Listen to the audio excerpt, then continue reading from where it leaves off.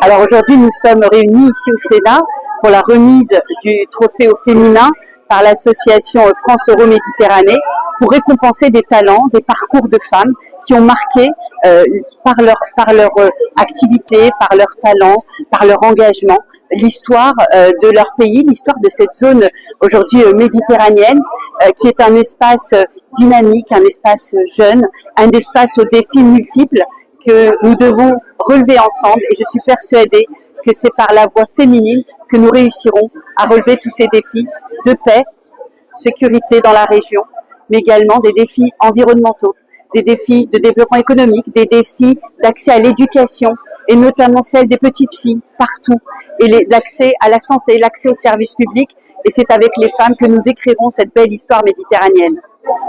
La cérémonie de remise des trophées de la réussite au féminin est un événement majeur de la vie parisienne, mais ce n'est pas pour autant qu'il faille rester uniquement dans le parisianisme. Cela concerne des femmes de talent, brillantes, d'excellence elles-mêmes, de connaissances, d'engagement, de militance en France et de par le monde, particulièrement en Europe et en Méditerranée, comme l'indique la dénomination de l'association France Euro-Méditerranée. Et l'objectif de cela, c'est d'honorer, de reconnaître, d'exprimer une reconnaissance de dette à toutes ces femmes qui ont investi leur temps, leur jeunesse pour que la société aille mieux et pour que le monde soit moins brutalisé, et nous leur en savons gré, et c'est pour cela que cette cérémonie a lieu. L'édition de 2025 est une bonne édition, puisque ce sont là vraiment des femmes avec des parcours exceptionnels, et nous sommes ravis de les avoir honorées. Bonsoir, je suis Hélène Pichon, directrice de l'Alliance française de La Haye aux Pays-Bas, et ici en ma qualité de très grande amie de Madame Lila Boukort, qui est la fondatrice de cette association France Euro-Méditerranée, donc l'acronyme FEMME, également très grande amie du président du jury de cette fondation qui remettent les trophées de la réussite au féminin, Monsieur Khaled Bencher, qui est mon ami depuis presque 3 décennies, j'ose le dire, et vraiment qui est le frère de mon âme. Donc, parce que j'ai ces liens d'amitié si forts et si puissants avec Madame Lila Boukort et Monsieur Khaled Bencher, je suis ici régulièrement. Je réponds à leur appel de venir modérer ou accompagner en qualité de maîtresse de cérémonie leur initiative si magnifique qui a pour ambition de mettre les femmes en lumière, les talents de toutes les rives de la Méditerranée et au-delà. Donc leur engagement rejoint le mien. J'inscris totalement ma vie sur les mêmes tropismes, c'est-à-dire créer des liens, réunir l'humanité dans sa richesse, dans sa diversité. Nous avons le même engagement, et c'est pour cela que chaque fois que mes amis m'appellent pour venir renforcer leur énergie pour des moments de célébration du féminin dans toute sa capacité de talent et de contribution à une humanité meilleure, une humanité réconciliée, eh bien, je réponds à l'appel. Bonjour tout le monde. En fait, je suis vraiment ravie aujourd'hui de participer à cet événement. Très intéressant, impressionnant même. Alors, au sein du Sénat, alors, me retrouver dans ce lieu magnifique, ce grand lieu, me fait vraiment grand plaisir et honneur. Je voudrais bien féliciter les organisateurs de cet événement pour le choix des lauréates qui sont vraiment des symboles et des représentantes de la femme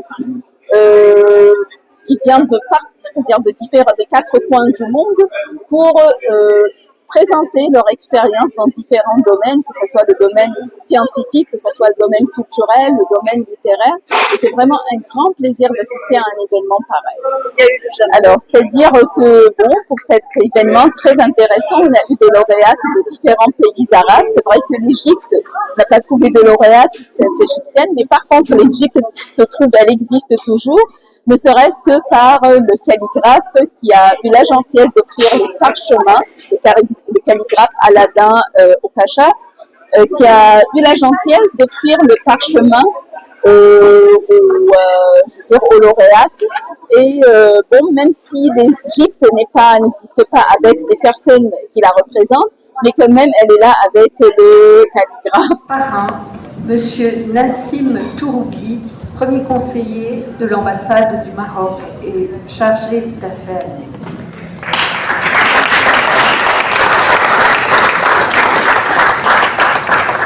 Chère Madame Nadia Edou, vous incarnez l'audace de créer, la force d'entreprendre. Vous êtes née au Maroc et vous avez nourri très tôt une passion pour la couture. Déterminée à perfectionner votre art, vous avez quitté votre pays natal pour rejoindre la France et intégrer l'école de couture de Roubaix, l'une des plus exigeantes. Votre talent, discret mais puissant, attire rapidement l'attention des plus grandes maisons, Chanel, Hermès, plus tard Christian Dior et Louis Vuitton, pour n'en citer que quelques-uns.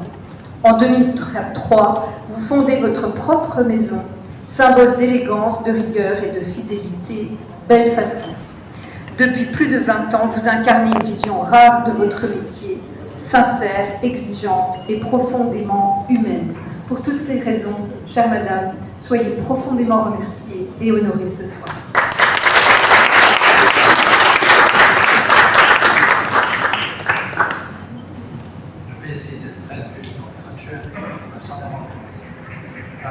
Madame la sénatrice, Excellence, Mesdames et Messieurs, il m'est très important parmi vous. L'Association France Euro-Méditerranée, sous la présidence de Madame Lila Boucourt, à qui j'adresse mes sincères remerciements pour cette invitation.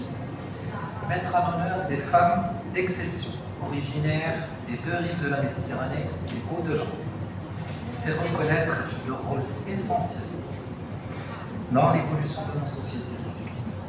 C'est aussi reconnaître le rapport décisif pour le rapprochement de nos deux rives en ces moments si difficiles. En valorisant leur réussite, nous mettons en lumière des modèles inspirés, réellement inspirés. Madame Nadia Edou.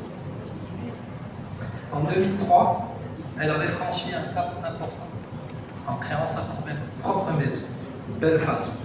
Tout au long de ce parcours, de ce brillant parcours, elle a surmonté avec courage, persévérance, perspicacité et détermination nombre d'épreuves qui font d'elle un modèle remarquable pour les jeunes générations, à la fois au Maroc et en France.